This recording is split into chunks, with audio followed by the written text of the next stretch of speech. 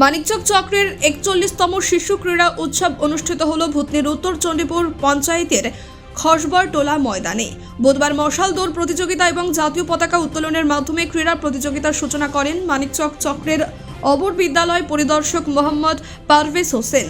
এই প্রতিযোগিতায় মথুরাপুর, নাজিরপুর উত্তর ও দক্ষিণ চণ্ডীপুর এবং হীরানন্দপুর অঞ্চলের প্রথম থেকে চতুর্থ শ্রেণী পর্যন্ত প্রায় 170 জন প্রতিযোগী 34টি ইভেন্টে অংশগ্রহণ করে। প্রতিযোগিতায় অংশগ্রহণকারী প্রত্যেক প্রতিযোগীকে সান্ত্বনা পুরস্কারের পাশাপাশি প্রথম, দ্বিতীয় ও তৃতীয় স্থান অধিকারীকে পুরস্কৃত করা হয়। এই বিষয়ে মানিকচক চক্রের অবর বিদ্যালয় পরিদর্শক মোহাম্মদ পারভেজ হোসেন বলেন, ইতিমধ্যে আমাদের পঞ্চায়েত স্তরের প্রতিযোগিতা সম্পন্ন হয়েছে। সেখানে প্রথম স্থান অধিকারী এই চক্রের প্রতিযোগিতায় অংশগ্রহণ করেছে।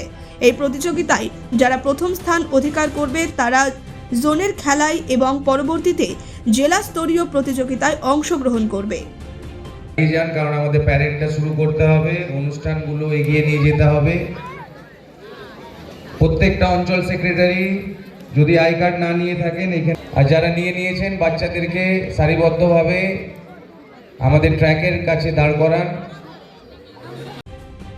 মালদা থেকে পরিতোষ সরকারের রিপোর্ট, কুলিক নিউজ।